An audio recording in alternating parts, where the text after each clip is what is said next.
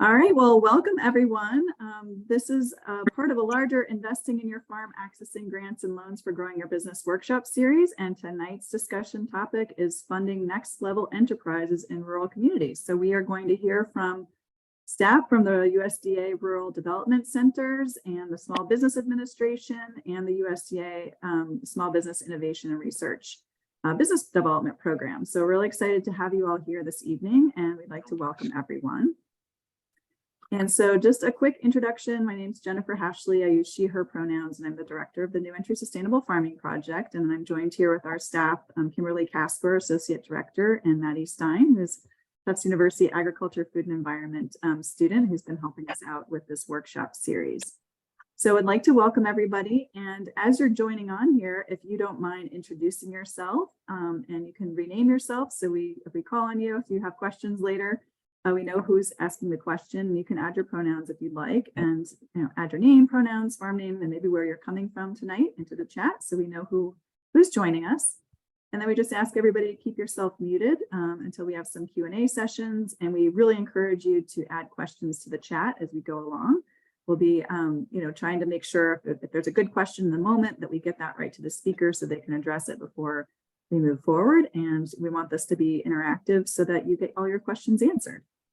And we are recording this, so hopefully you're consenting to that. You saw the little recording pop up so that we can record this and send this out and post it on our website afterwards. So if you miss anything or need to go back and revisit anything, you'll be able to do that. So you're welcome to keep your video on, or if we might want to keep it off until after we get to the Q&A, that's fine too.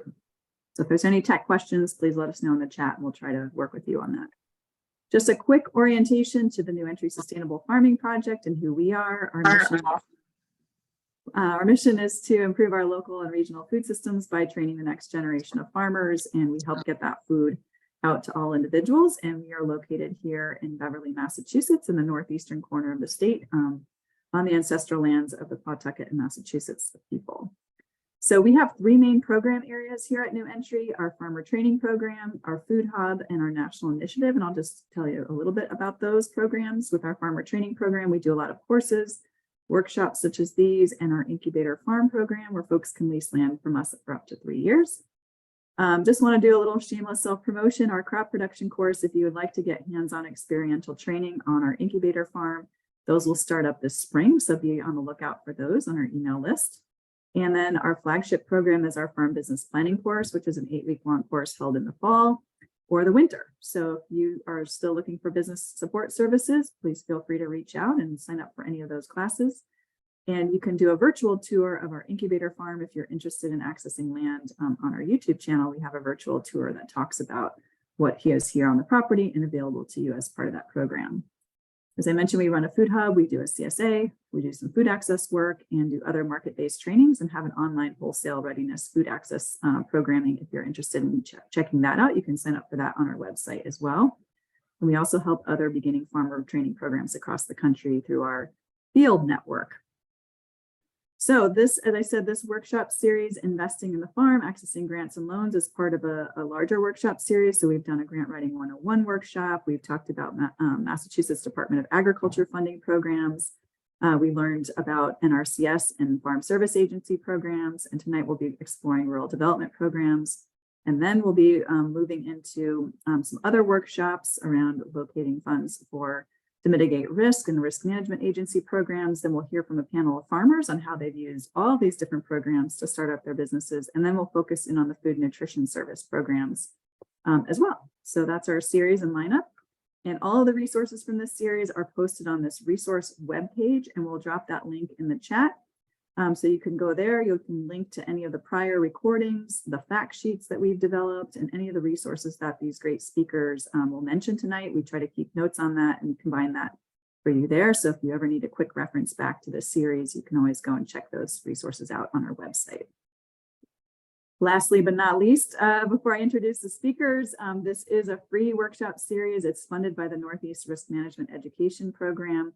And they do require us to make sure that farmers are finding value in this information. So we have to assess your knowledge before and after the workshop series. So we're doing a little mini poll, should have popped up for you to see if, to kind of rate your understanding before, and then we'll do a quick one as you exit the session tonight.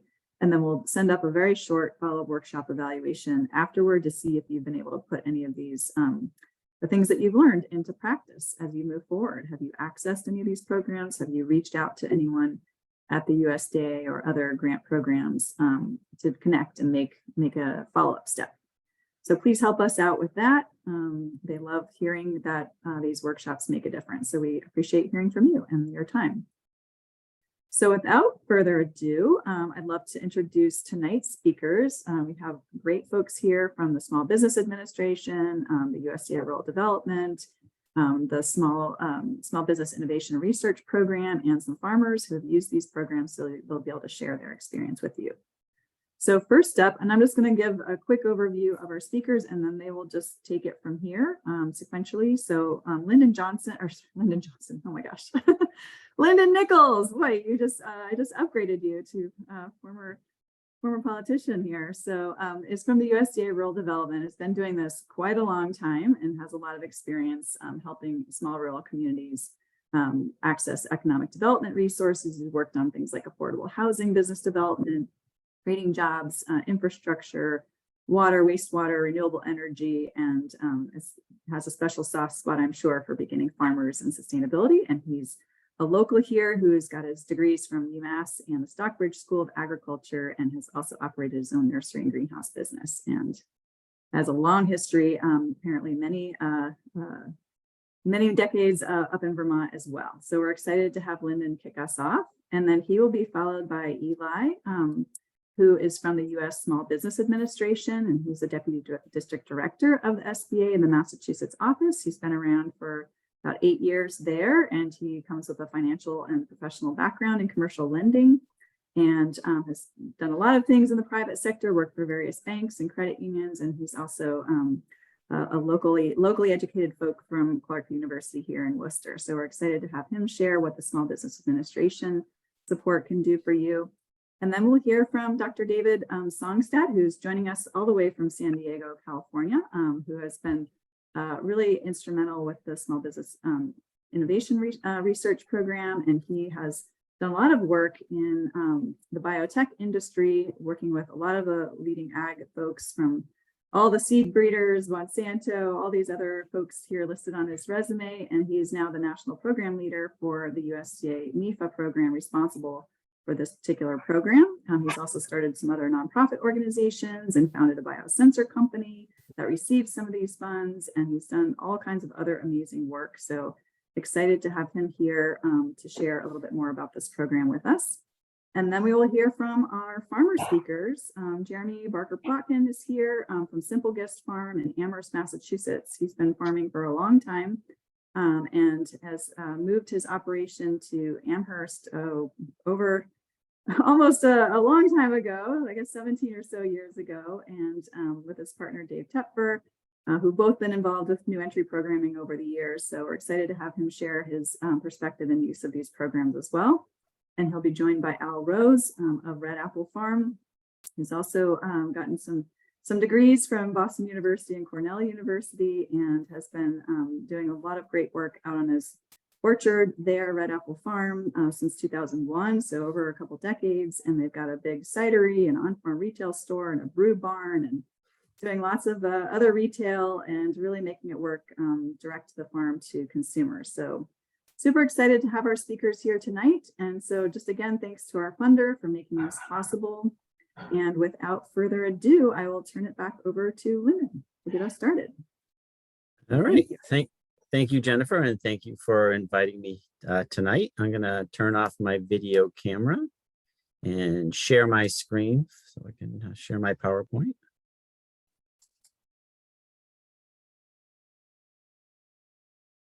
Everybody see that? Yes. Are you able? Okay. I think it needs to be in presenter mode, but yep. Yep, it does. Yeah, I just want to make sure I was. All right.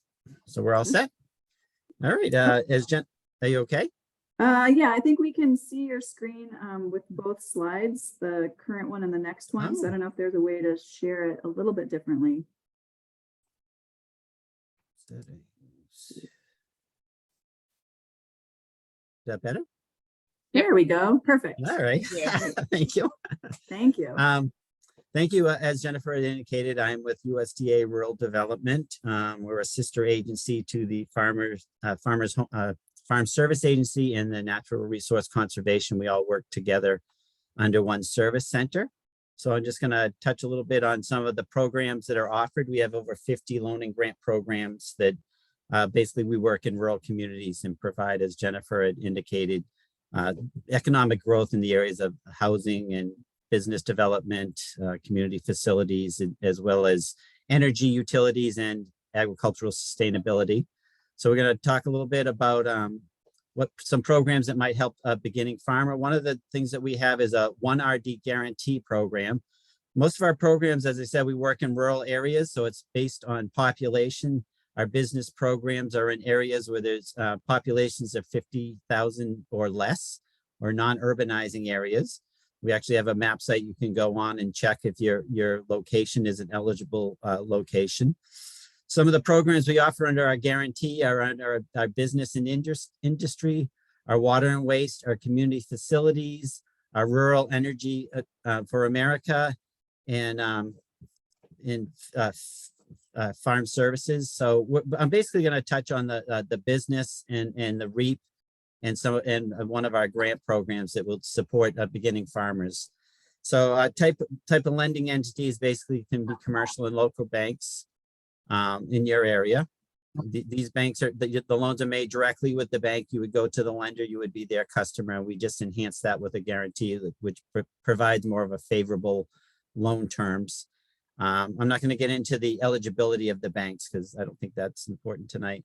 Our business and industry program, if you wanted to get a loan, it's very similar to what SBA offers.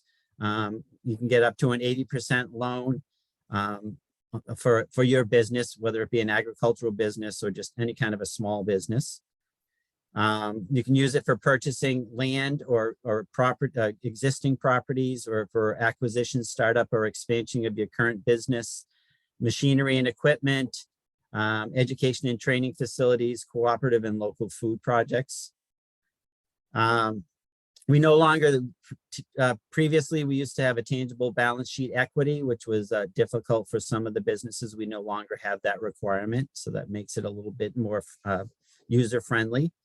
And they need to be, as I had indicated, in a rural area, which we had defined previously. One of the programs that I think you'll find more useful is under our value-added producer grants. This is the purpose is for it enhancing your current product, your agricultural product. So adding value to it. I'll define that a little later on. Eligibility is an independent producer or agricultural producer, or a co-op, or a major controlled producer-based business venture. And funding limitations are as I said, it is a grant. Generally, you can get up to $75,000 maximum. There's working capital grants, generally $250,000, and it does require a 50% match. So the purpose provides funds for economic planning or eligible working capital expenses to enhance your agricultural producer to develop a product that you market as value added. So as I had indicated, these are the maximum amounts. There is a 50% matching, one-to-one matching. There is some points given for COVID relief. We still do have that program in place because food equity is still an issue that we have as an initiative for our agency. To be considered for both, you must submit a budget which a reduced cost share match for $1 for every $10 in grant funds, and for an alternative budget that includes a standard cost share match of $1 to every $1 in grant funds. The grant period is up to 36 months. Some basic program requirements, just in looking at applicant eligibility, project eligibility, and purpose. So the applicant can be an individual or an entity that produces an agricultural commodity and has a legal right to harvest the agricultural commodity. There are 4 applicant types. So independent producers, agricultural producers, farmer and rancher cooperatives, and majority controlled producer-based businesses. Independent producer is an individual agricultural producer, solely owned and controlled by that producer, and directly engages in the production of the agricultural commodity. There may be a steering committee of individual of IPs who will form a legal entity that meets the requirements of one of the 4 eligible applicant types. So an agricultural harvester, if they have the legal right to harvest a primary non-residential commodity, residual, I'm sorry, commercial fishermen and loggers are eligible. A nonprofit membership organization that represents agricultural producers that meets the value-added producer grant program definition as an independent producer and operates with the mission, including working on behalf of independent producer, would also be an eligible entity. The majority of the applicants' memberships must meet the definition of independent producer, and the majority of the applicants' board of directors must meet the definition of independent producers as well. Farmer ranch cooperatives are eligible, a business that is owned and controlled by agricultural producers. They're incorporated or identified by the state in which it operates as a cooperative. Just as a note, the agricultural harvesters do not meet the definition of a farmer or rancher and therefore aren't eligible to apply as a farmer or a rancher cooperative. They need majority control for the producer-based business. This pertains to multiple producers who have formed a legal entity for the purpose of a mid-tier value chain. So you must have a majority of the financial and voting interests must belong to that independent producers. All 4 applicant types must be currently producing and own at least 50% of the raw commodity that is being used.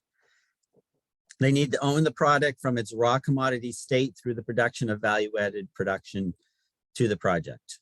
And obviously this is an exception for the mid-tier value chain. As far as emerging markets, agricultural producer groups or farmers or ranch cooperatives, majority controlled producer-based businesses must show that they are entering into an emerging market as a result of the proposed project. The applicant cannot have supplied the proposed product geographic or demographic market for more than 2 years at a time of the application. So we're looking for a new value-added entity. Project eligibility, value-added product methodology, expansion of customer base, a greater portion of revenue from the process returned to the producer. So there are 5 added value methodologies, and that is change in physical state, produce in a manner that enhances the value of that agricultural commodity, physical segregation, farm to ranch based renewable energy, and locally produced agricultural food products. So as far as in the change of state, it's basically, it's an irreversible process activity that alters the raw agricultural commodity, enhances its value. So in other words, milk to cheese, wheat to flour, corn into E85 ethanol, or livestock into packaging meats.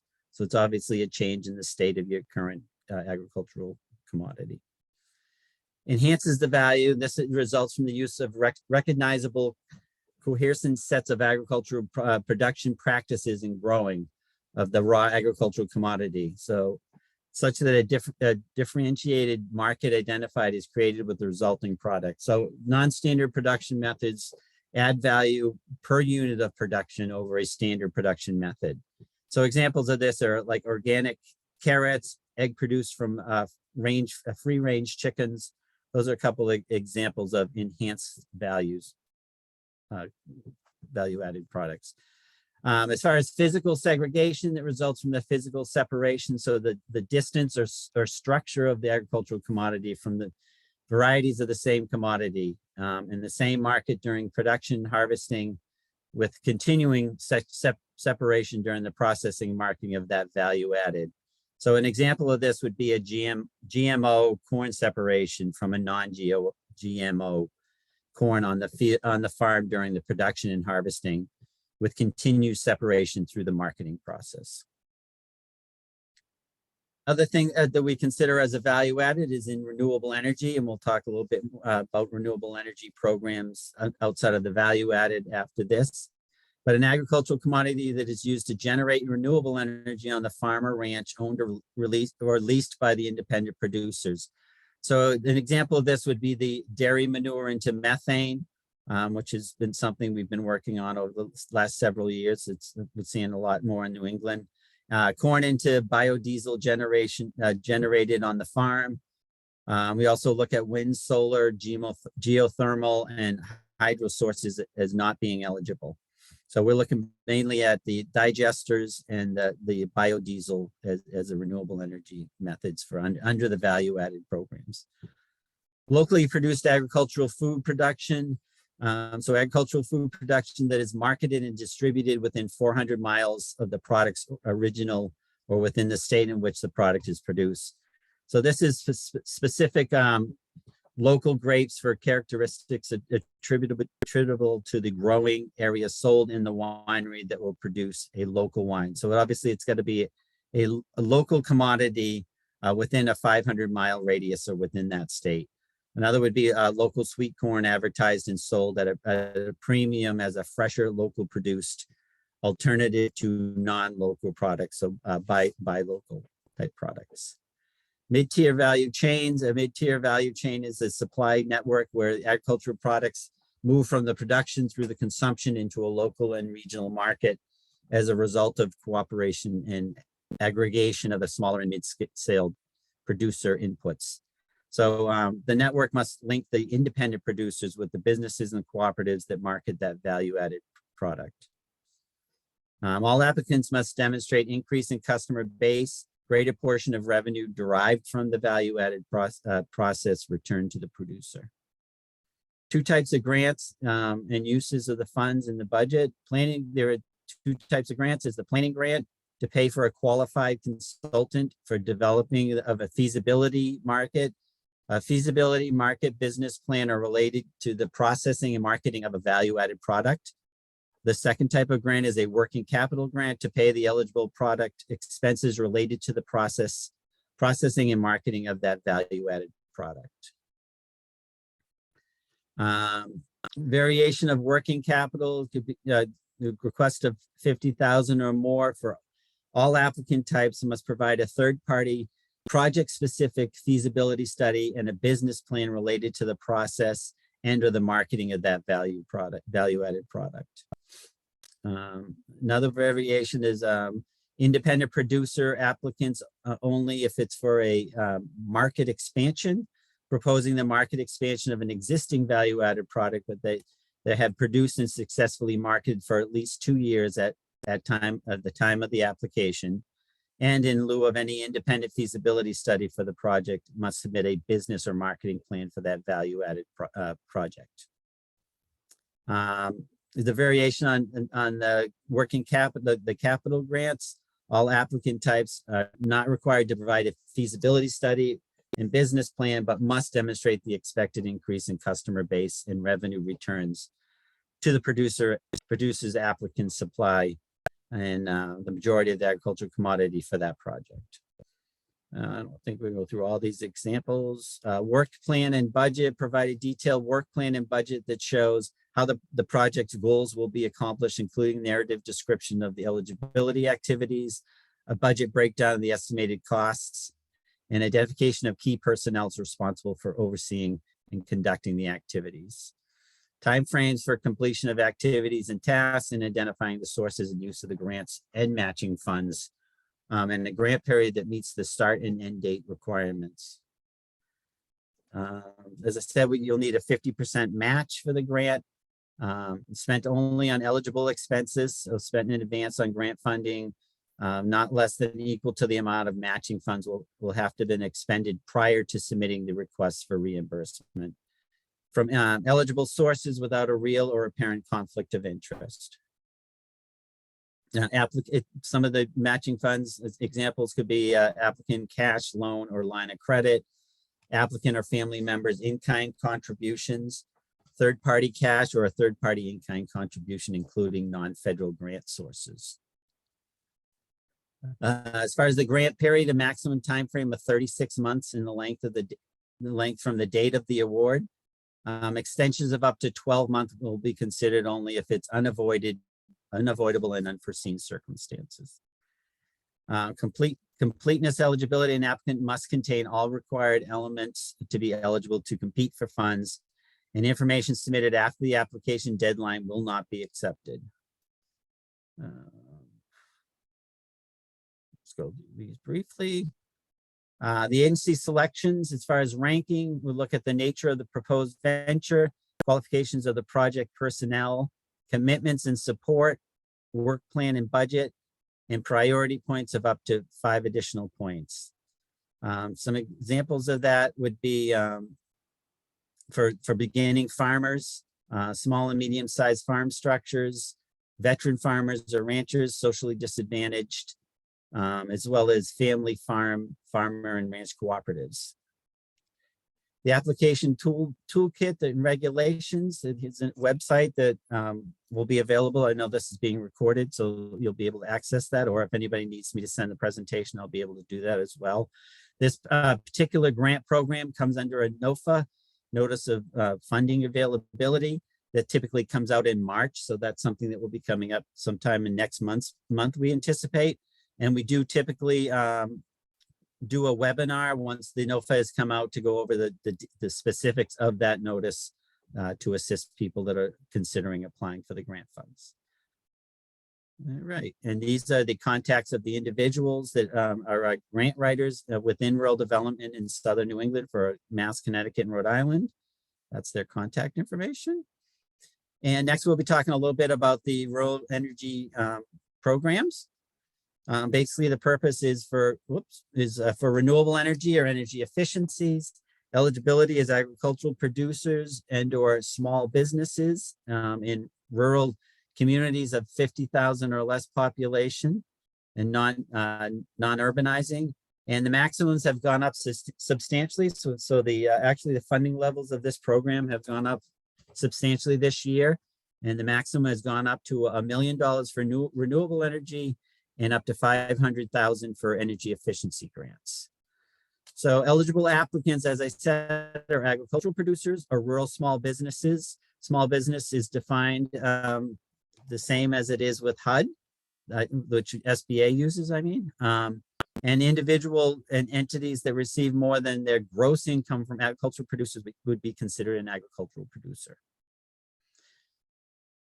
Can be rural or urban for an ag producer. As far as a small business, it would have to be a profit entity. It must be located in a rural area, which is under 50,000 population, non-urbanizing. USDA utilizes SBA standards, as I said, for definition of small business. And it cannot be a nonprofit. It would need to be a for-profit business. Okay. Some of the examples of energy efficiencies: lighting, heating, cooling, ventilation, insulation.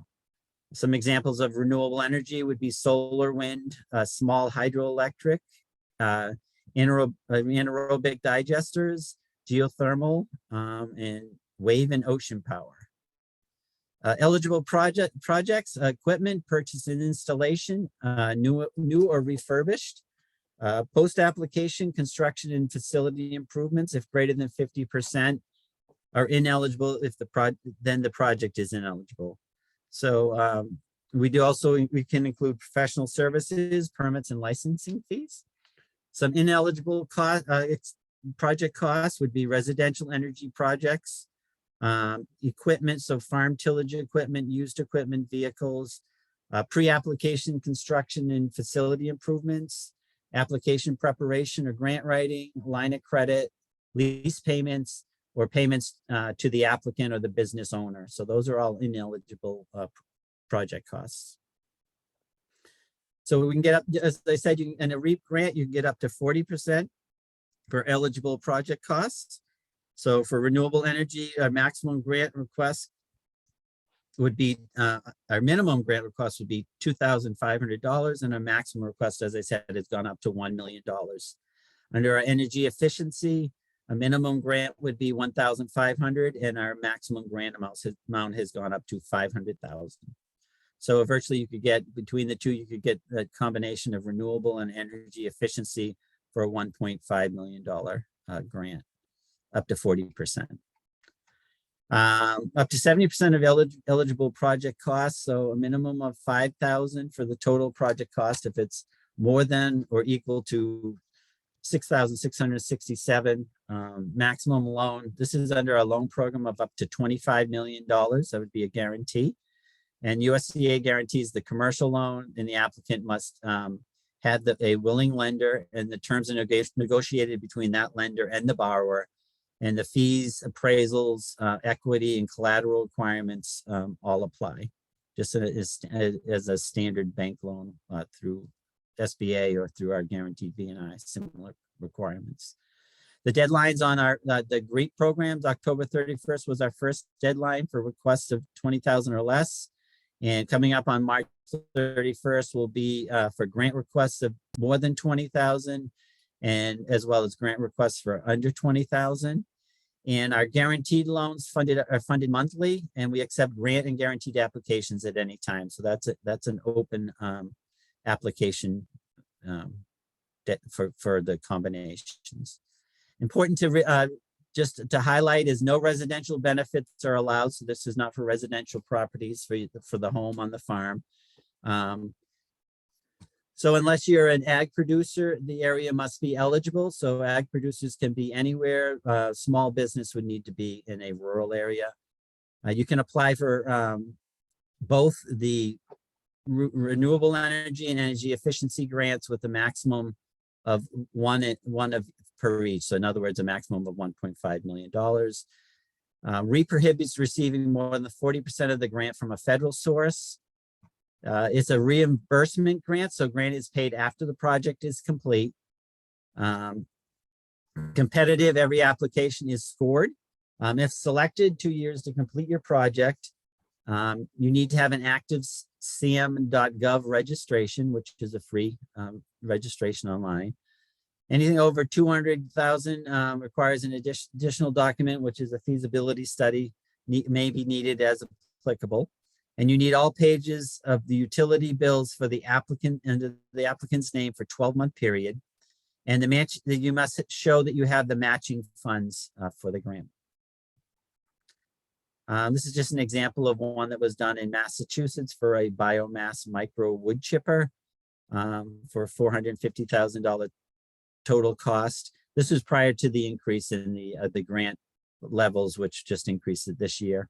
They received $85,473 REAP grant, and then they got a $250,000 DOER grant, and they got $114,227 in financing for the total project.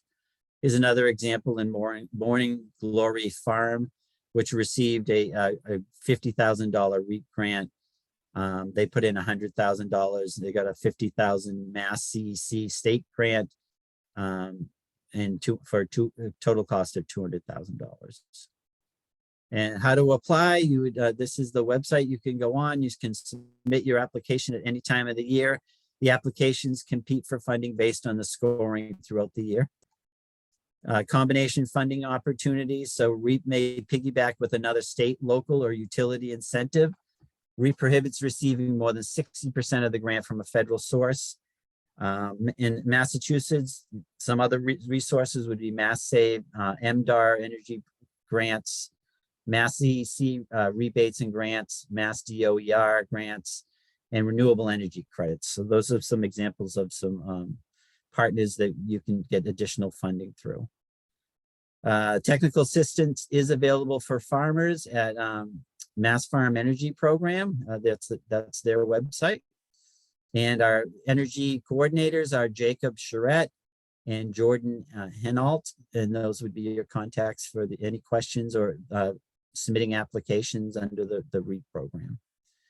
We do have a food supply chain guarantee program as well. I'm just going to briefly discuss that. The purpose of the grant is the guarantee program to increase the capacity of U.S. food supply chain.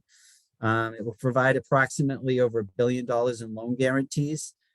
Financial support from lenders whose loan applicants must start and expand middle of the food support chain activities such as aggregation, processing, manufacturing, storage, transportation, wholesale, and distribution of food. Borrowers must be a business engaging in or proposing to engage in aggregate or processing, manufacturing, transportation, or distribution, or a business with existing or proposed contractual lease or services agreements, or a business engaged in commercial food production, either directly or through contractual leases or service agreements, or a private entity borrower must demonstrate loan funds will remain in the US and that the loan funds will increase capacity improvement of resilience, diversity, and security under the food supply chains. Eligible projects can be startup or expansions. Eligible uses for funds can be purchase and development, leasehold improvements, construction or equipment facilities for lease, educational, innovative, and training facilities, purchase of machinery and equipment, and feasibility studies.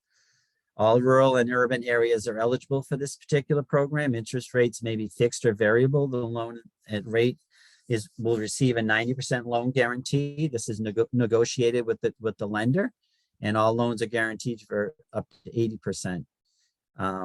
No guarantee or annual fees apply, and you get up to, cannot exceed 40-year terms. And it can be no more than 50% of the loan may be used to refinance existing debt. Ineligible projects with agricultural production is not eligible, and the retail consumption end is not eligible. And that would be it. I hope it wasn't too quick, but I didn't want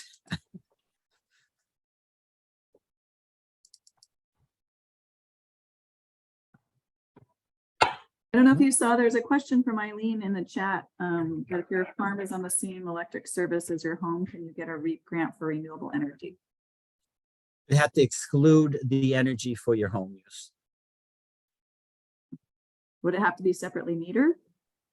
There would have to be some way to distinguish the two. So Oh. Great. it cannot go towards residential use. All right. Thank you so much. Now I gotta stop sharing my.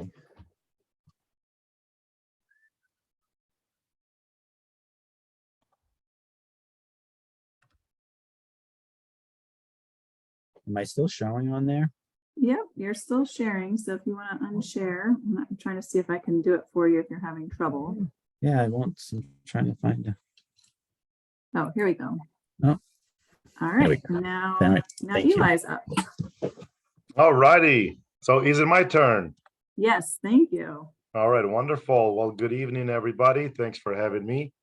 I tried to put together a few slides just so we can follow along. But, you know, the SBA is a much smaller agency than the USDA.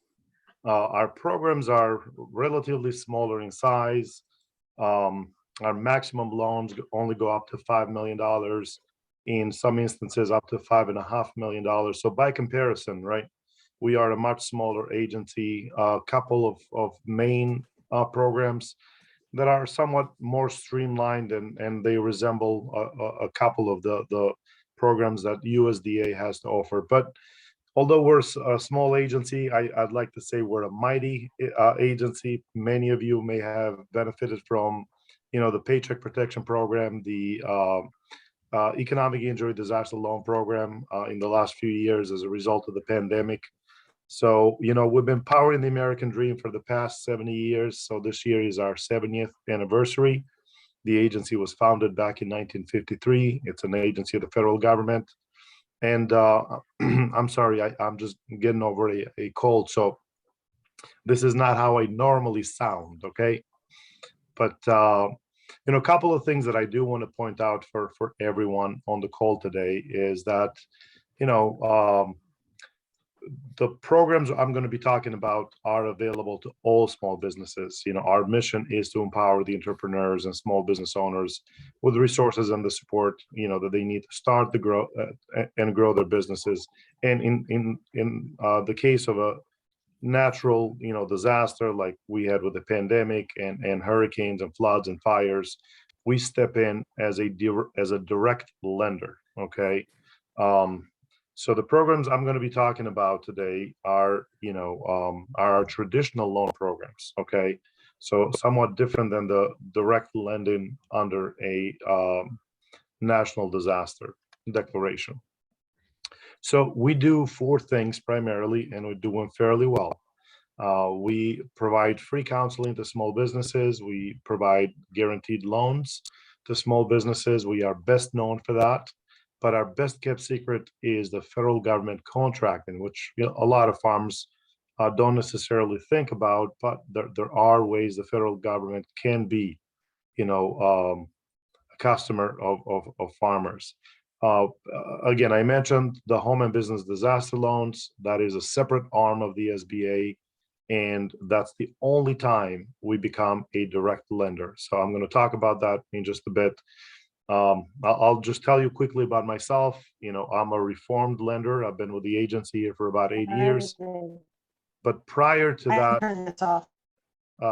can everybody hear me okay? Yes?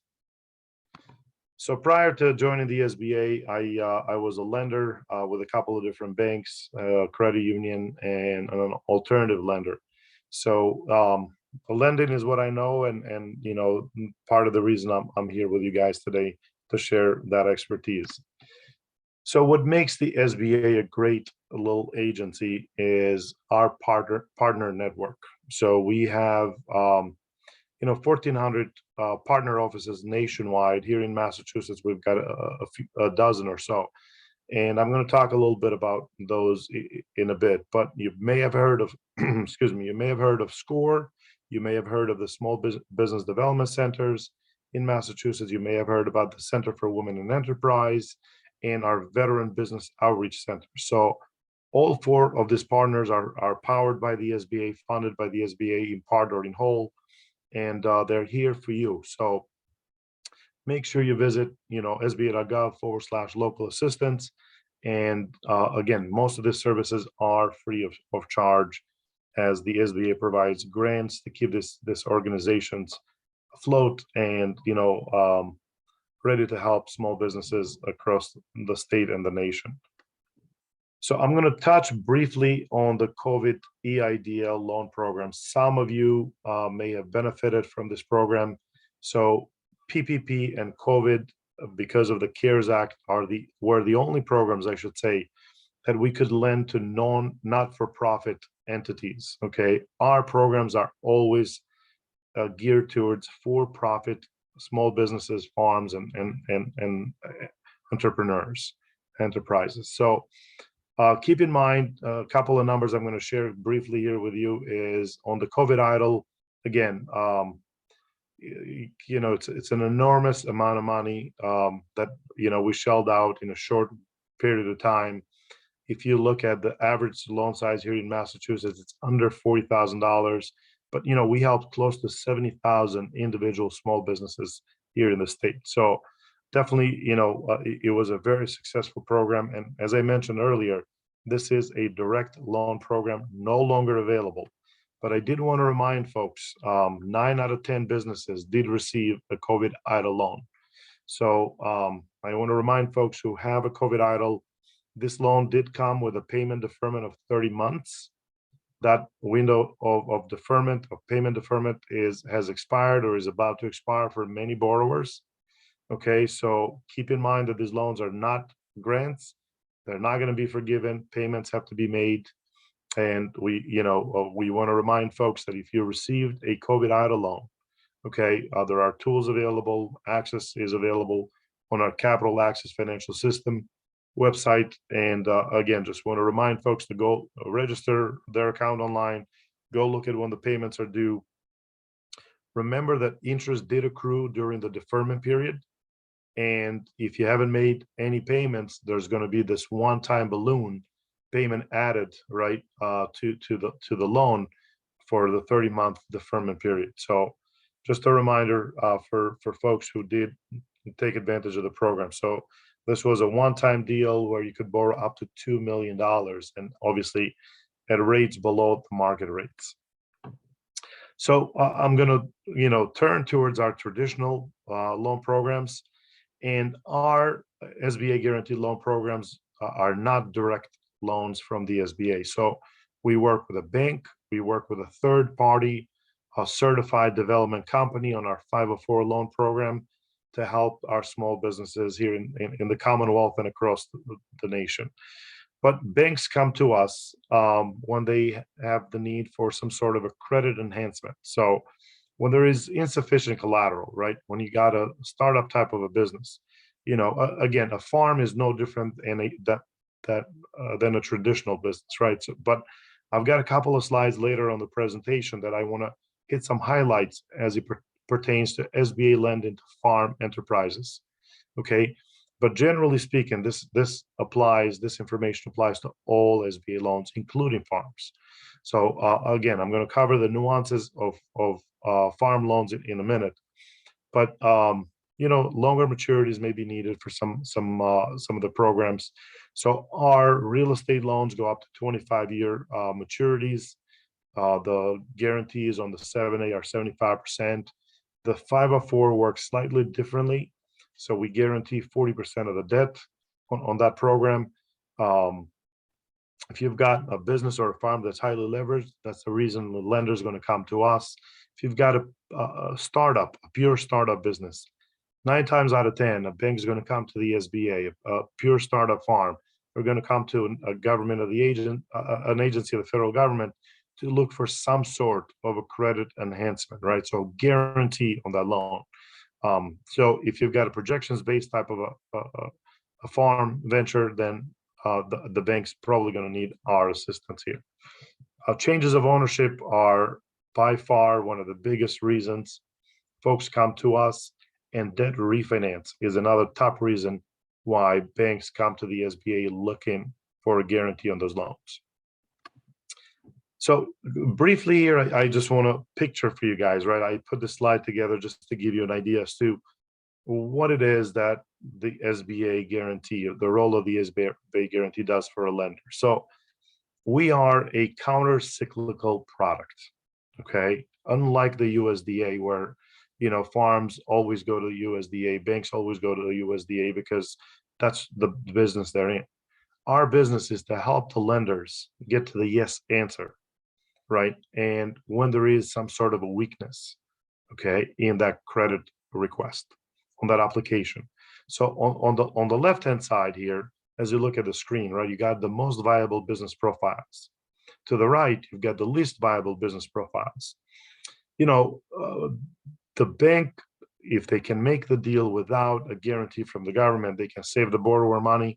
They can save, a few applications to the borrower and a bit of a headache to themselves, right? So they are more than happy to do the loan without the SBA guarantee or without a credit enhancement from another agency of the federal government. So under the lender's comfort range, right? These are, businesses and farms that are not going to experience an issue getting financing, no matter what time of year it is, right? To the right, what we call the no-go range, these are impractical business ideas, right? These are, individuals that don't have the equity investment, that they have no management or experience in the farm or business, no repayment ability, right, based on projections or historicals. No lender is going to finance that venture, right? Our SBA range is somewhere in between. So in a down market, we venture to the left because we are a counter-cyclical program. In a good market, we venture further to the right because we want to get as many folks, to the yes answer, and banks will come to us looking for that credit enhancement. So as far as our traditional loan programs go, I mentioned the 7A loan program. So that's a guarantee loan program. We guarantee 50 to 90% on that program. The 504 loan program is something that we cannot do independent of a certified development company and a bank, credit union, alternative lender, whatever the case may be. But for the most part, right, both of our loans, and there are a couple of subsets under each one of those. So the 7A and the 504, I'm simplifying it a little bit, maybe oversimplifying it. But again, the lender you're going to be working with, right, because you're going to need a lender for both programs, can walk you through the details of these programs, at great lengths. For the most part, what you need to keep in mind is that you can use a 7A or a 504 loan to finance equipment, right? Can only use the 7A for working capital, accounts receivable, leasehold improvements can be done under both 7A and 504. Debt refinancing can be done under both, but 7A is primarily used for that.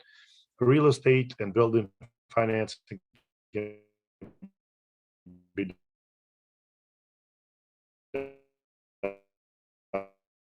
done under both. 504 is that includes, changes of ownership for farms and other entities, enterprises. Can you guys hear me all right? I'm getting a message that my internet is not the best. You can hear me okay? Thumbs Yeah, up. you were a little bit choppy for a second there, but now you seem to be back. Okay. Yeah. All right, wonderful. So the good news is that for the remainder of this fiscal year, we have been, or this entire fiscal year, I should say, and the remainder of the year, we are waiving fees for 7A loans under $500,000. So we had a permanent change under the SBA Express loan program, which went up to $500,000.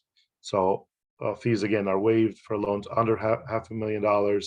But if a SBA Express loan is made to a veteran-owned small business or farm owner, then the fee will be waived no matter what fiscal year we're under, right? So that was a permanent change. You see here on the slide what the fees are for larger size loans, so in excess of $500,000. So for loans of up to the full maximum of $5 million, the program can get a little expensive, right? But one of the benefits of the 7A loan program is that you can roll these fees into the loan amount. We ask for a minimum of 10% equity injection in some types of transactions. So startups, changes of ownership, right? The 504 has a 10% minimum equity injection requirement depending on the type of business. But the things to keep in mind here again is we are not in a position to help a borrower that has financing available to them in reasonable terms. So that doesn't mean you need to get a denial, right? But there has to be a weakness in the credit. So the collateral has to be insufficient. The experience of the owners may be one of the reasons. The nature of the business, right? The conditions in the overall economy, things of that nature. Mentioned here again is unproven earnings or a startup type of business, right? Which is major for SBA deals. So the majority of the startups do require some sort of a credit enhancement. When you have limited capital equity injection, highly leveraged types of businesses, right? You need longer maturities. Obviously, the lender is going to come to the SBA or another agency of the government looking for some sort of a credit enhancement. One of the things worth noting here is the debt refinance. So we have the ability to refinance debt to improve the cash flow of the business. Okay, I mentioned the minimum equity injection requirement for the 7A loan. So that is 10% for startups, right, and changes of ownership. And obviously, under the 7A loan program, lenders have the ability to roll, those guarantee fees into the loan amount. So jumping onto some of the eligibility requirements for farm enterprises. Okay, our program, again, as small as it is, it can go all the way up to $5 million or $5.5 million, which is, a respectable amount. However, we are not here to compete with any other federal agency programs. If anything, right, we should complement other programs available. So the 7A can work with many of the, USDA programs, and so can the 504 loan program. Okay, so what we have placed limitations on our program are on the eligible uses of loan proceeds. So I just highlighted a couple of types of farm enterprises. But what's worth noting here is that to be eligible for an SBA loan, you have to be domiciled in the US, right? So US based. You have to be a for-profit business or farm enterprise, right? You have to be, small by our size standards as a small business. And you have to demonstrate the need for that desired credit that's not available to you on reasonable terms. Okay, So some common misnomers, which I probably should mention here, is SBA does not do speculative types of businesses. However, a farmer that uses a commodity contract to lock in the sell price of their harvest is not considered a speculative business. Okay, so we get that question asked often by lenders. The other thing is, businesses that grow, produce, process, distribute, or sell, all the products made from hemp. Okay, are they eligible or not? So, the federal law, the Agriculture Improvement Act of 2018, does specify that in order for those products to be eligible, they have to meet the definition in Section 297A of the Agricultural Marketing Act of 1946. Okay, so that is the only way, right? That's the only way that such a product or business, for that matter, can be eligible for SBA assistance. I'm sure you guys are going to have questions, but let's hold off to those until the end. So I mentioned the restrictions on the use of proceeds. So here's what's eligible under SBA loan programs: the purchase of land, buildings, land improvements, right? Fencing, irrigation system, construction of dike, silos, barns, hog and dairy facilities, right? Definitely part of an eligible project. Construction, renovation, improvements, of a farm building and other residences within the farm are eligible. However, not, the primary residence of the farmer. Keep that in mind. Refinancing of debt that's related to the operation of the farm, excluding any personal family debt, can be eligible for refinancing under SBA loan requirements.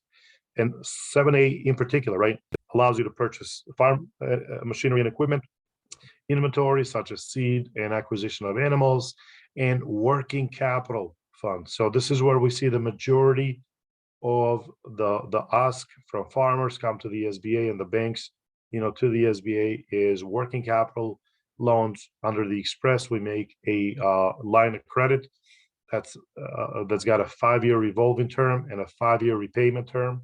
That can go all the way up to $500,000.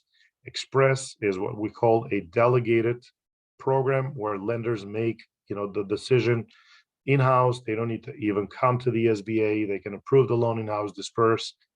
All they got to send us is, we made this loan for this borrower, right? Eligible borrower, that is. One of the pet peeves of SBA is that the acquisition of land in excess of the farming operation needs of that, enterprise is not an eligible use of guaranteed loan proceeds. So I'm gonna go through an example, because that's raised, a few questions from folks before. So let's say we have a change of ownership transaction under the 7A loan program for a concentrated animal feedlot operation, right? That only requires 10 acres of land for its own operation. So that, includes the housing, the feeding of the animals, service and access roads and waste management facilities, right? So we're talking, build out and leasehold improvements and what have you not, always within the limit, right, of $5 million that the 7A has. So this type of ask, right, this type of a loan request is eligible, okay? But you have to keep in mind that no excess farmland, can be acquired with a 7A loan proceeds. So let's spin the scenario a little bit, right? What do I mean by that? If the seller owns additional land, right? Let's just say another 10 acres, and the buyer wants to purchase this, vacant or crop land for possible, future use, construction, or to lease to third parties, right? It's an opportunity. They cannot refuse the price. This, I mentioned that this is excess land, so it renders this deal ineligible for SBA financing. However, right, that doesn't mean that you cannot finance it with another program.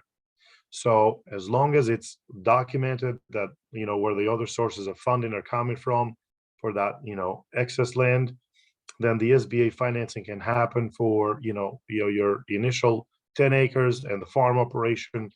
The excess land can be financed a different way. Okay. Lenders like to lend on real estate. So that's possible. again, there may be some programs with other agencies that may make this an eligible transaction, but keep that in mind. Another, quirky SBA requirement is that the square footage of the residential space, right, must be appropriate to the need of the business and may not exceed 49% of the total property. So that's another, quirky SBA requirement here. And the other thing worth noting, again, I mentioned once before, is SBA loan proceeds cannot be used to construct, renovate, improve, or furnish the farmhouse. So that's a no-no for us. Personal expenses and family, personal expenses and family living expenses are not eligible, for, use of loan proceeds, whether it's, initial or refinance, as I mentioned earlier. Now, there are those types of businesses, those types of farms that may require a resident owner, right? So there's the rules, and then there is the exceptions to the rules. So that's the only reason I bring this up here. So if you have, a business that requires a resident owner or manager, to be on the property, right? So the loan proceeds can be used for the purchase of the existing building or to construct a completely new building, right? That includes a residential space considered essential to the business. So one of the examples that we always bring up and we see often is a horse boarding facility that may require that someone be on the premises at all times to care for those horses, right? So in this particular case, the residential property would be considered to be occupied by the business. Okay, so that's the exception to the rule here.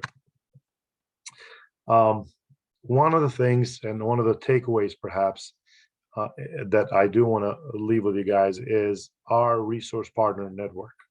So whether you're looking to either start your own venture, it's imperative that you meet with one of our resource partners.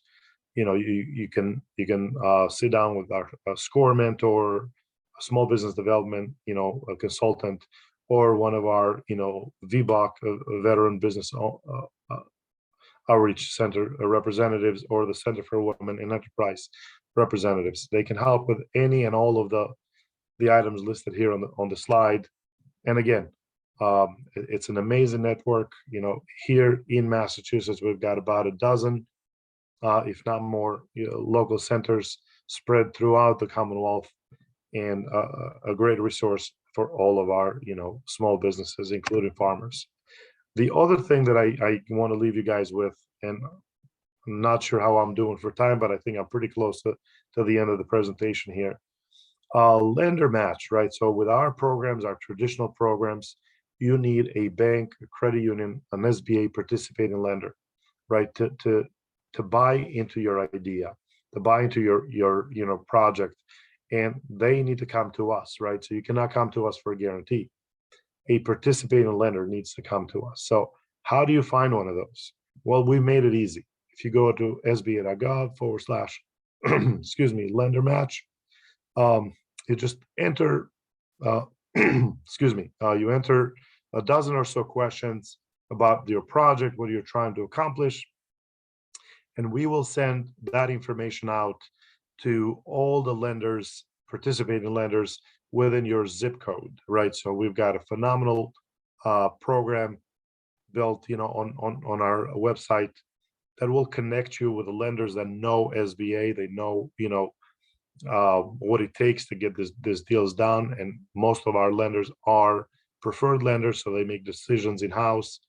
Obviously, if you try lender match, what you want to find out is whether the lender, whether it's a fit, first and foremost, right? So you may hear back from a dozen lenders, you may hear back from 2. You never know, right? Depending how much they know about your project, how much information you've given them also, right? So, give them a call. It doesn't cost anything, and just get a feel as to what their requirements are. If you need any help, feel free to reach out to us here at the district office. And this is how you find us. And I know we're going to leave the questions for the end, or we can take some questions now if you guys want to go that route.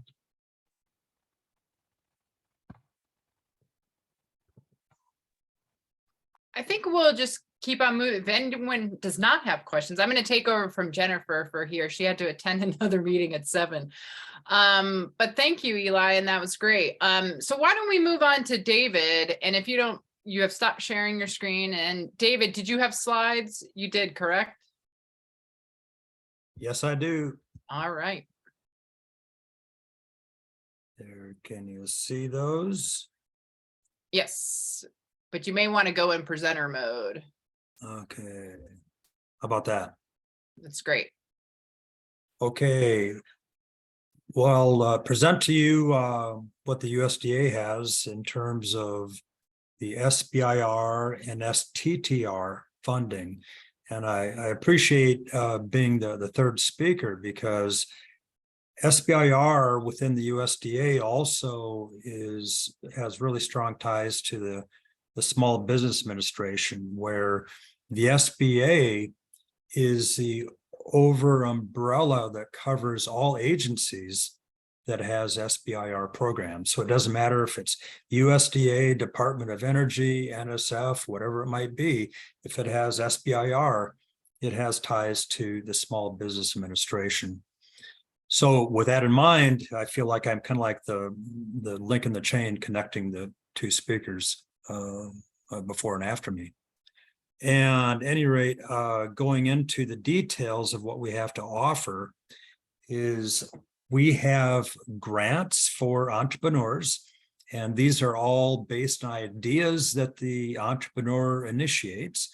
And the awards are based on the scientific and technical merit that's presented in the grant applications. And it's also based on the qualifications that the principal investigator or the PI, as well as the company, has as a track record, in addition to the commercialization potential of the idea or the innovation that's being proposed. And it's possible to have subcontracts through SBIR funding with universities and also with USDA labs. And these are, if it's with a USDA lab, it's called a CRADA, for a Cooperative Research and Development Agreement. And we also offer technical and business assistance, which is called TABA for short. It's money that's available to help with, a business plan or whatever might be, tied in on the business needs. Within the USDA, SBIR, STTR, there are 10 different topic areas.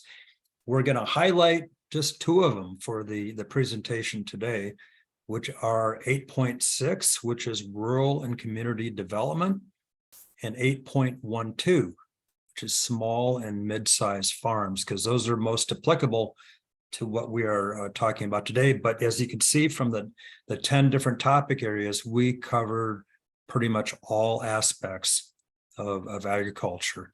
And I do want to highlight the difference between SBIR and STTR, where, of course, SBIR is Small Business Innovative Research, and STTR is Small Business Tech Transfer Research. So it involves transferring a technology from a nonprofit, and in most cases, the nonprofit is a university, to a small business. So that's the difference between the two.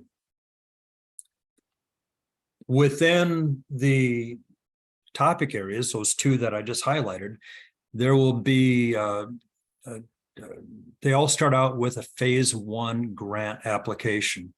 And all entrepreneurs start out at phase 1 within the USDA, SBIR, STTR. And this is basically the proof of concept phase, where in the application, experiments will be proposed to evaluate the technical merit and the feasibility of the idea, as well as the early stage commercialization potential. And after the phase, if a company is awarded a phase 1 grant, that's for a short period of time, it's for 8 months. And based on the findings from the phase 1 studies, those entrepreneurs are invited to apply for phase 2.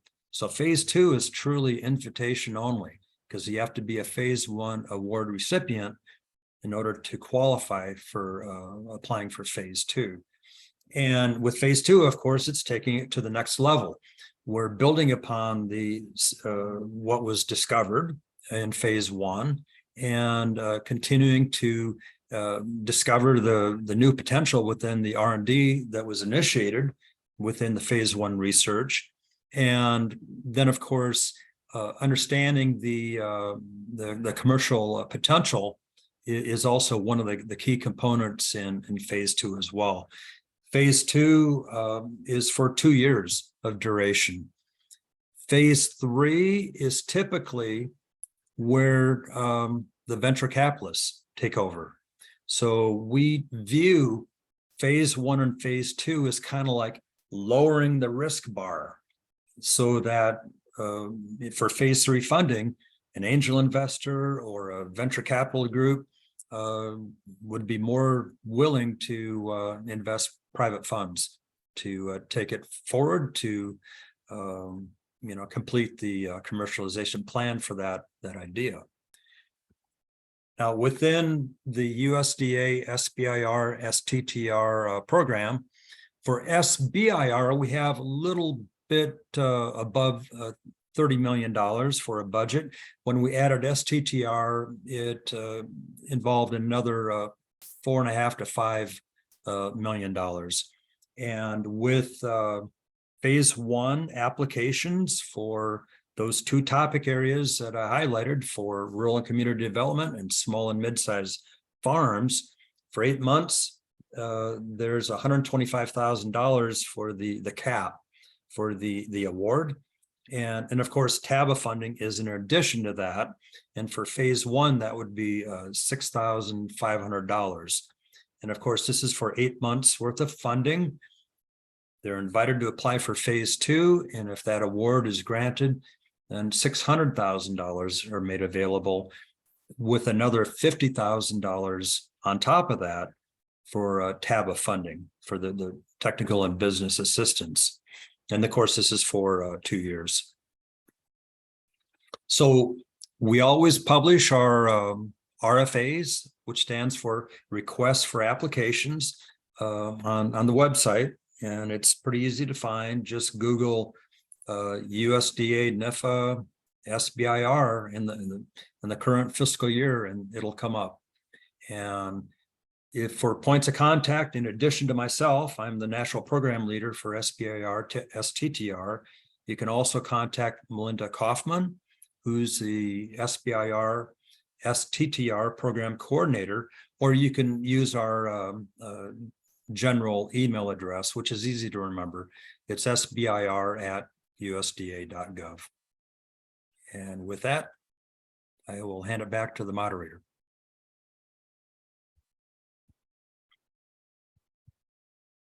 Great, David. Thanks so much for that. Appreciate all of your knowledge and everyone contributing to learning a little bit more about rural development and the grant programs associated. So why don't we shift gears right now and having our farmers talk about their experiences with these grant programs, and also just they can talk to their farming experiences in rural spaces as well. And we'll start with, actually, Barker, would you like to go first? Yeah, sure, I can go first. Here, let me turn my video on too. My name's Jeremy Barker Plotkin. I run Simple Gifts Farm in Amherst, Mass. We do about 10 acres now of organic vegetables.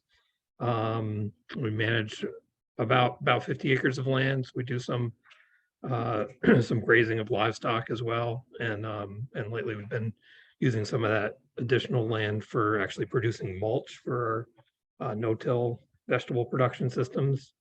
We market our produce primarily through an on-site farm store. We also have a community supported agriculture program that distributes out of that farm store. Yeah, that's kind of the basics of the farm. I guess we're a land trust farm, so we actually the farm land is owned by a land trust, and we we have kind of a long-term lease on it and own all the improvements on the property. So it's kind of a shared ownership arrangement where we can invest in the property, invest in the business, but the land itself is kind of held in trust for the community and kept in farming in perpetuity. So the main programs that I've taken advantage of that we've heard of, and I'll say we've gotten a huge amount of support over the years from various grant programs. Yeah, lots and lots, a lot of grants from the Mass Department of Agricultural Resources, and a few SARE grants, which we haven't heard about, but those are research farmer-oriented research projects that we've done. But the two projects that you've heard about today, we've had two projects that used the REAP program, which Lyndon introduced you to, and I'm happy to hear that the percentage has gone up to 40% now for those projects. But yeah, we've got two projects through that. The first one was in 2010. We put in some solar panels on one of our barns. It was a 9.8 kilowatt array, which cost a total of about $73,000. And it's interesting to note that we also put in solar panels again in 2019, so that's 9 years later. We put in a slightly larger array, 10.8 kilowatts, and it costs, I think, under half that, or maybe like right around half that price. So that's just an interesting case study of how the cost of solar has gone down. So that so REAP, I mean, now it's 40%. At the time for both of these other projects, it was 25% of the project. Both of these projects, and I think it's useful to think about REAP in this way. It's one part of the picture that you put together to do a renewable energy project. It could be that you do 40% and then finance the other 60, but for most of the cases when we've done renewable energy things, we've wanted to have it mostly paid for with grant funding. Well, they do save you money in the long term, but it's good to get it supported. They're also, all these projects take a lot of time to put them in, even if it seems easy when you're putting the project together. It always takes a lot of time on your part to just to manage the project and figure out where it goes and all the details around it. So that those photovoltaic panels were about 73,000. We got about 18,000 from REAP. We also got about 31,000 from the Ag Energy Program, which I believe the Ag Energy Program, so that's from MDAR, the Mass Department of Agriculture. Now that Ag Energy Program is within the Climate Smart Agriculture Program. And at that time, renewable energy projects, doesn't exist anymore, but there's a 30% tax credit for renewable energy, which I think that's come and gone. It's now back in with the Inflation Reduction Act. At the time that we put these solar panels in, we actually got, we were able to get that 30% tax credit as a cash grant, which was pretty helpful, given that we don't necessarily always make enough money to take advantage of the tax credit. The tax credit, you have to have it taxable income, and then it comes out of your taxes. So if you have a significant amount of taxable income, that 30% tax credit can be very useful. But in this case, that 30% tax credit grant was very helpful. We also, I believe, and this was enough years ago that I can't remember all the details, but I think we got a REAP loan guarantee as well. So that's, at the time, it was 25% grant and up to 75% of the project was allowed as a loan guarantee. So we got a loan guarantee through REAP for the Farm Credit East finance the the upfront cost of the project. Again, like these projects are a reimbursement basis. So having that loan was very helpful. Yeah, it was a little tricky. It was just a thing to manage the different grant deadlines. I can't remember which order we did it, but they had I think it's Ag Energy has a very specific time of year that you apply for it. It's usually in the spring. So we applied for, I believe we applied for the Ag Energy grant and then later applied for REAP. REAP is a little more of a rolling cycle where you can apply any time of year. So yeah, that's that project. Those solar panels are still up there on the roof. They're still producing electricity. Yeah, the next project that we used, again, REAP funding for was, and this was a huge project that when I talked on the other one about how much time it takes out of you that you don't necessarily plan for. Well, so that those back to those photovoltaics. So that project, we got a quote from the contractor that was going to build it, and ended up that in the town of Amherst, we were putting them on a barn.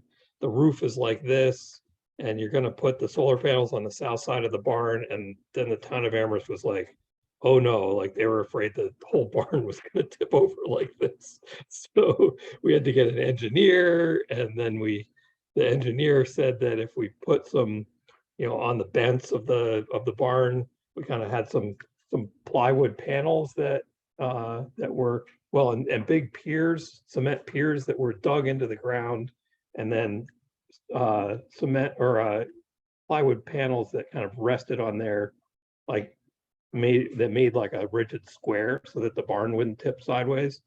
And that added a whole bunch of money to the cost of the project.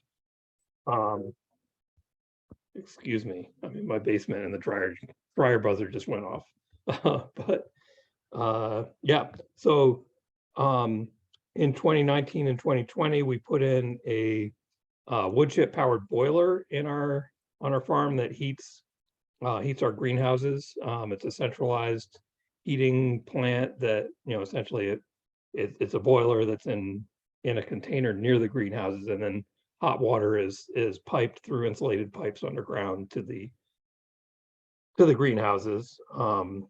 That project was a huge project that had on the lines of the cost overruns that I described for the photovoltaics. This one was even more so. It ended up being about $224,000 to put in this whole system, including hot water tanks in the stored hot water in the greenhouses. So essentially the boiler heats the water in the tanks, and then the tanks are connected to basically like big radiators that blow hot air into the greenhouse to heat the greenhouse. So that project was $224,000. So REAP is 25% of the project, but it ended up being about 10%. We got it at $19,000 from REAP, and that was due to the fact that at the time that we put in our initial estimate, it was much lower, so that 19,000 did represent 25% of the project at that point, I believe. But that, then it ended up with the cost overruns that it went that much higher. We ended up, so that project, we got 4 different funding sources that when we first put the project together, it looked like it was going to pay for more than the project, and we were going to make money on it. But it didn't end up working out that way, and it ended up we only just barely paid for the project with all the grants. So the REAP was the first one, 19,000. We also got an MDAR, another MDAR Ag Energy grant. That one was a $75,000 grant, and we actually, that was a combined project for the MDAR grant. There was a limit of, I think, 30 or 50,000 for the Ag Energy that year. And this was a project that was a category that was particular for that year. But we said, well, we're using it was a zero net energy greenhouse, and we justified it based on, well, the wood chip boiler is a renewable fuel that's heating 4 greenhouses, and we put in enough solar panels to provide the electricity for one of those 4 greenhouses, and that was just based on how the costs worked out. We could afford, so the limit went up to $75,000 if you did that. So it ended up that we got enough money for the solar panels out of that, and we got more money than the limit for the biomass boiler, if that makes sense. Hopefully that we managed to make MDAR think that it made sense. So the other sources of funding for that, we got about $94,000 from the Mass Clean Energy Center. And this, I think, is a program that no longer exists. It was a program to encourage biomass thermal heating. And it's since been decided that biomass is not as sustainable as it could be.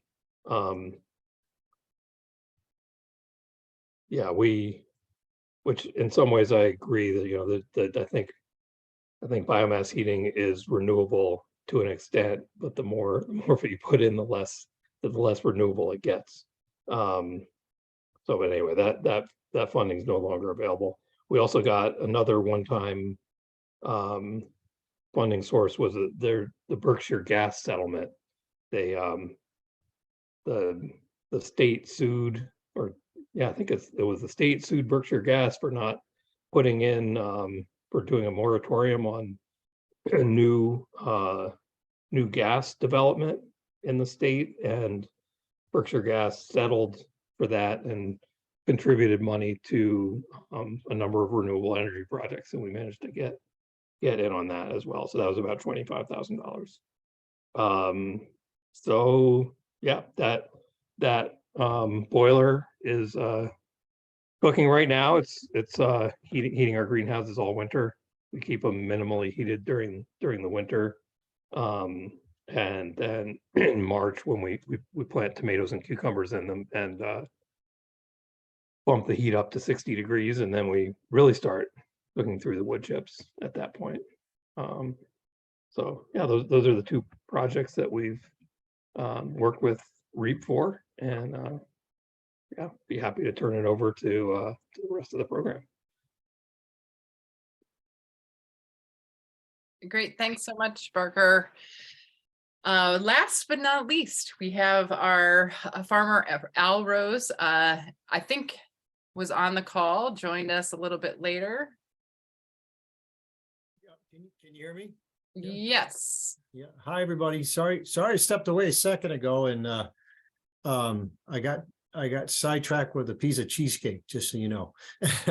I was offered a piece of cheesecake. So thanks for having me on here. And it's always a blessing with Zoom these days, that you can have meetings and get so many people together. So I think it's great and a very efficient way of doing it. I was asked to really just share my experiences with the value added producer grant that we applied for and were awarded. It was a $250,000 award for getting us into hard cider.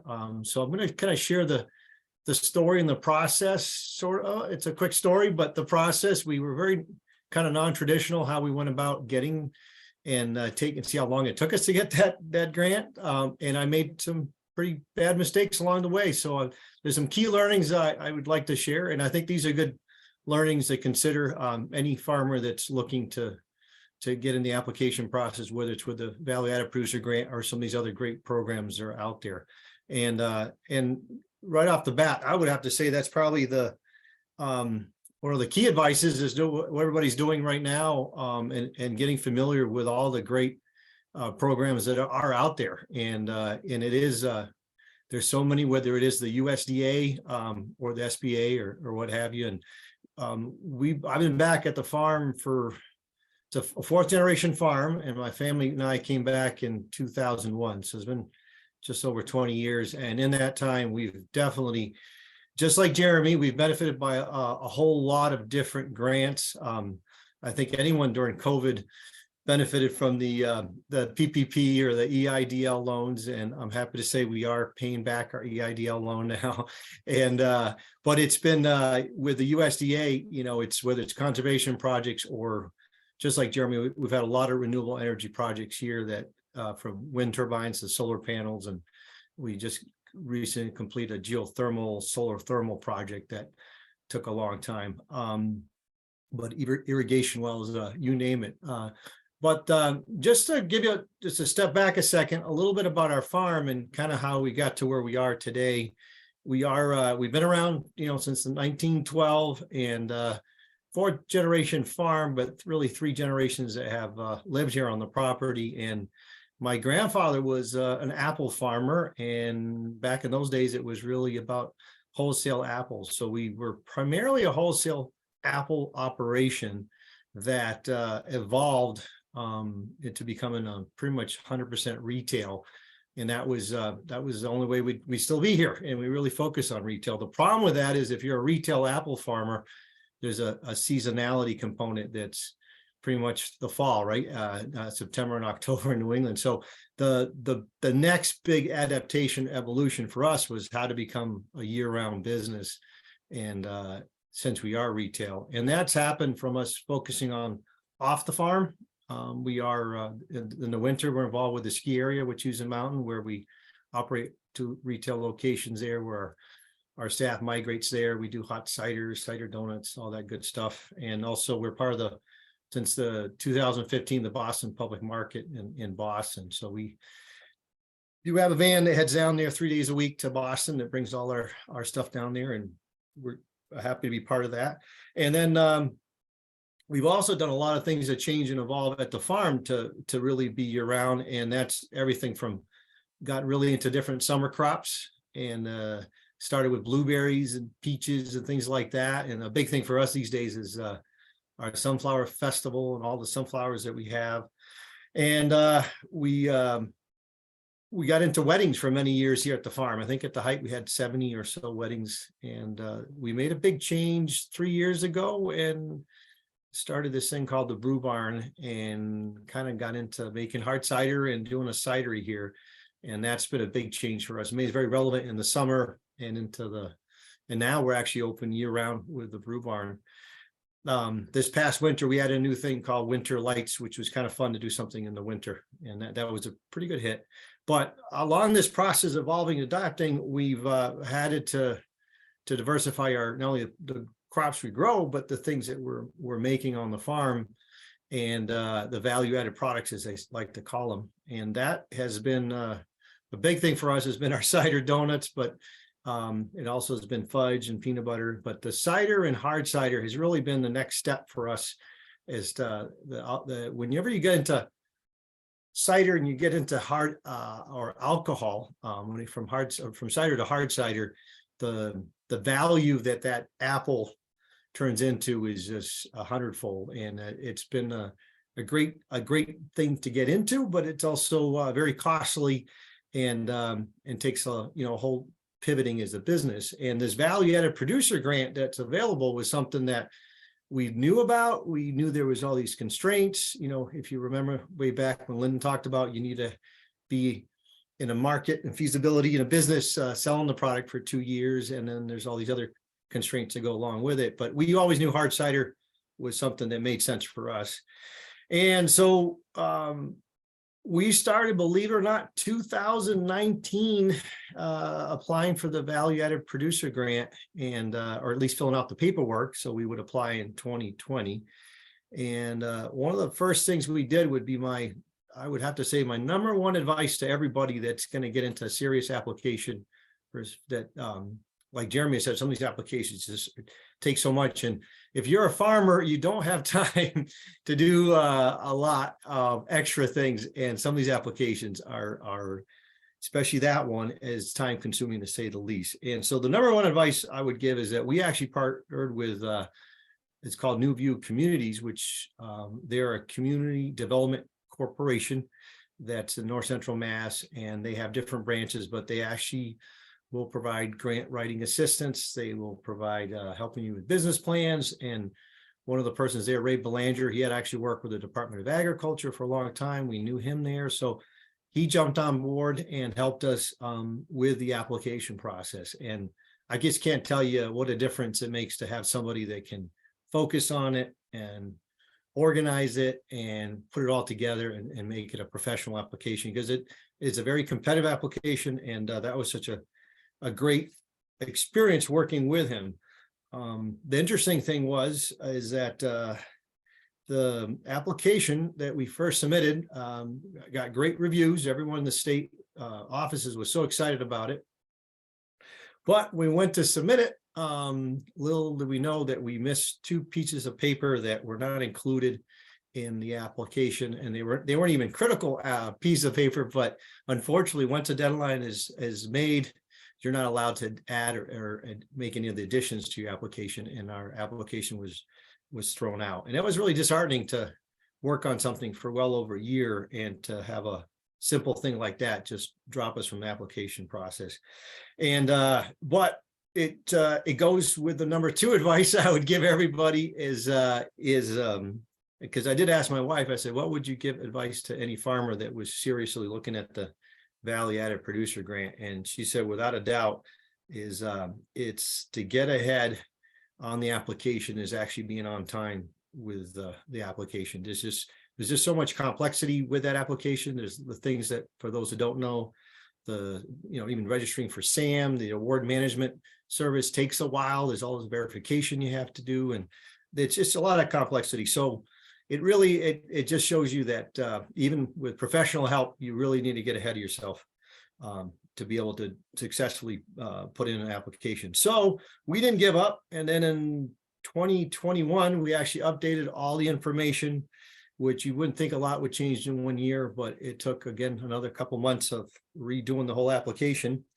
And we submitted the application. And again, it was such a great application that we were getting really good review or comments from the state. And that kind of leads right into the third part of this advice that I would give anybody, is that whenever you are seriously trying to put in a application that's competitive, you really need to work closely with whoever is in the state, whatever that department is, and that actually oversees the application process, and work closely with them. We were the state was so supportive.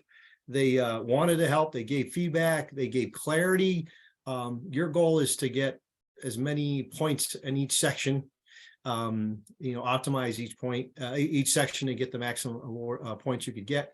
And it's so much of it is just knowing what you need to put down, what is the information they're actually asking for. So working closely with state officials would be the third thing I would put on there. And then interesting, just to throw out there, was after I have done all that, we didn't get accepted. We weren't awarded, and we were kind of frustrated. We couldn't believe that after this many years and this much effort, we weren't a finalist. And to be honest with you, a lot of people in the state couldn't understand either. And they did recommend and said, you are able to get a review of your scoring to see what happened and where things went wrong.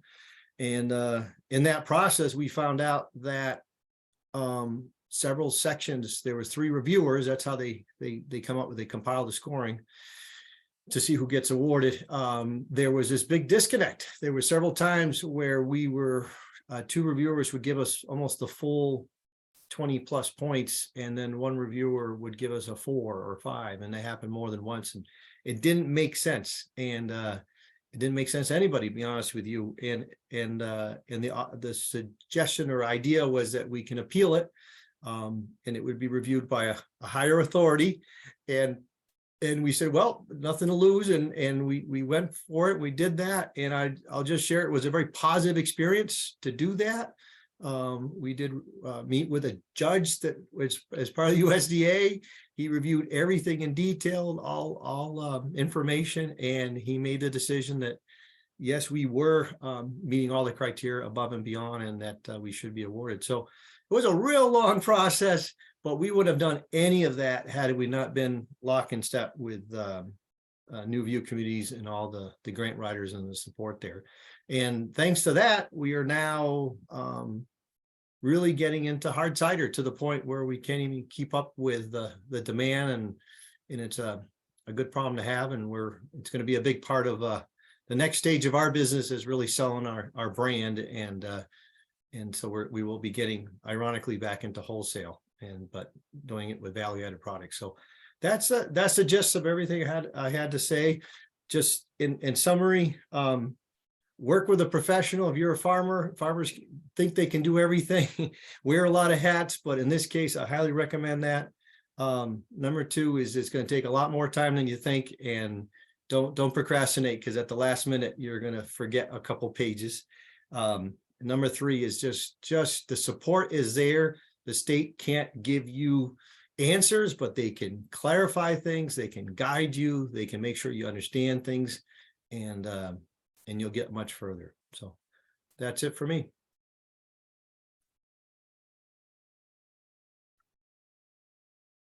Great, Al. Thanks so much. Love hearing about cider in any capacity. Now from our audience, we have time for some questions now, if anyone wants to chime in and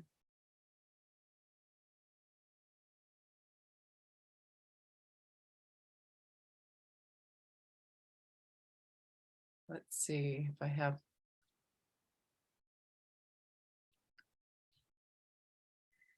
No one has any specific questions? Do our presenters have any questions? I have a question, I guess, for Eli and Lyndon. Why would someone apply to SBA or to rural development for a loan instead of FSA? That's always been the lender that I've gone to. I mean, I'll speak for rural development. I mean, we have different products. We don't compete with each other. So when it comes to agriculture, like on the direct loans and the guaranteed loans for purchasing and operations, et cetera, FSA would be the first place to go. There are certain industries that they don't cover, that we do cover. So we would be like the second agency to go to. And they also don't have the value added in some of the energy programs and some of the other programs we have. So we try to mesh our programs together. So it's not a competitive, it's more of a partnership. So we try to fill the holes that the farm service can't provide. Yeah, I guess I thought the beginning of your presentation, there was some loan resources at rural development. And I wondered what are those niches that FSA doesn't fill? Yeah, so a lot of them will be like larger nurseries, florists, more on the business end. We don't typically in our programs do a lot of like dairy farms or vegetable producers, et cetera, except for the value added. Ours is more for sustainability. Theirs is more for operations and purchasing, et cetera. So like I said, we try to work together. It's not competitive by any means. And we're all co-located so that, a lot of times we'll meet with our customers jointly to see what the best fit is. And if I may add to that, and again, appreciate the question. So our programs are meant to complement one another. more so than anything else. So for an existing farmer, it makes sense to come to go to their lender, right? And if they're looking for, working capital funds, right? So we could do a line of credit for up to $5 million under the 7(a) loan. So if that's what they need working capital to buy inventory or livestock, whatever, right? Then they can come to us and, and do that. We here in Massachusetts, we don't see a whole lot of the poultry farms or the hog farms, but down south, a lot of my counterparts are very busy building, a number of those types of farms and financing the equipment component of a lot of the processing types of farms, meat processing and what have you not. So, when it comes to equipment financing, our program may be a little easy to deal with. Leasehold improvements is another one where, SBA definitely has, a much easier approach to it, because it all depends, right? It all depends on the lender you work with and how familiar are they with his programs. So if you go to a lender that knows all there is to know about SBA, but they know very little about the other programs with other agencies, they're not going to give you two options, right? They're going to give you the one option. So, this types of sessions are very important, because you have this knowledge, you have the information, you can approach the lender and say, hey, I heard there is also this REAP program at the USDA, and there's also this line of credit through SBA, and instead of them directing you to what they know, right, you ask them to do a little more research and find out if there's more to it than what meets the eye.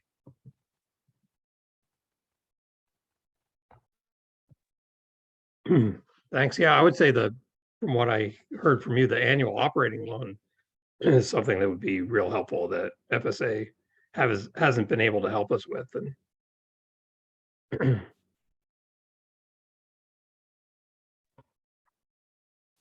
yeah, so those, the Express program, as I mentioned, is 80% of all lines of credit in Massachusetts are done under Express. It only goes up to $500,000, right? But $500,000 in working capital is a lot of money, right? But our 7(a) can go up to the full $5 million, on a working capital program like that. cool, thanks. Great. Absolutely. Thank you. Any other questions?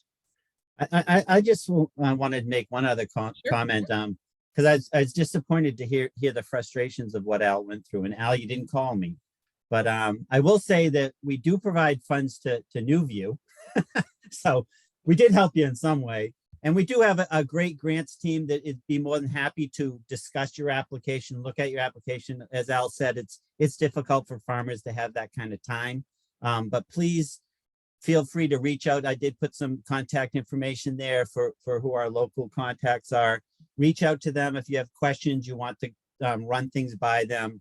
They are available, and we do have a lot of other groups, like I said, like NewView, that we do provide funding to support the farmers as well. So hopefully you'll come back for another value added, and you'll have a better experience. But I was kind of disappointed that it took that long. And I'm very familiar with your CIDR, as you know, so I was a big fan. And Lyndon, I just want to say that a lot of what the challenges we had were self-imposed, and especially in the first round where we omitted stuff that shouldn't have been done. But I just want to say overall the process was positive.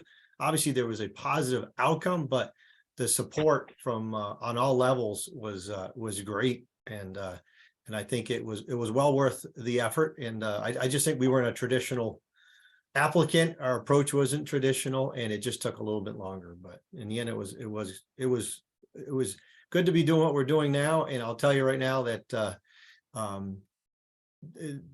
every project that we benefited with the USDA is something that's only made the farm stronger. So I'm always happy about that. But the other thing is, I think an underlying thing that I can't say enough about is that farmers wear way too many hats, and you really do need that support, and you got to reach out for it. And Lyndon, I know your number. I know I could have called you, but you do need to reach out and get help. Yeah, we got support for both of our REAP grants as well. I think the Mass Clean Energy Center helped us write the most recent one, and I would say that the REAP grants, both of them, you know, that it is more paperwork than like an MDAR grant, which I typically do the MDAR grants myself, but it was helpful to have that support on the REAP grant.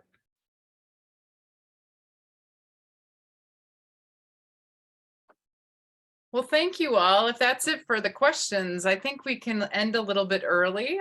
But I want to just give my great appreciation for everyone's input today and perspectives. And I also will say that those that weren't able to, because we usually have about 90 to 100 folks that are interested in this workshop. So we're going to be posting these online and for people to view the recording. And from our previous 3 workshops beforehand, we know people are watching them, which is very nice to see. So thank you all again, and hope everyone has a great night tonight, and we'll see you hopefully for the next workshop. Thanks so much. Thank Take you, care, folks. have a good night.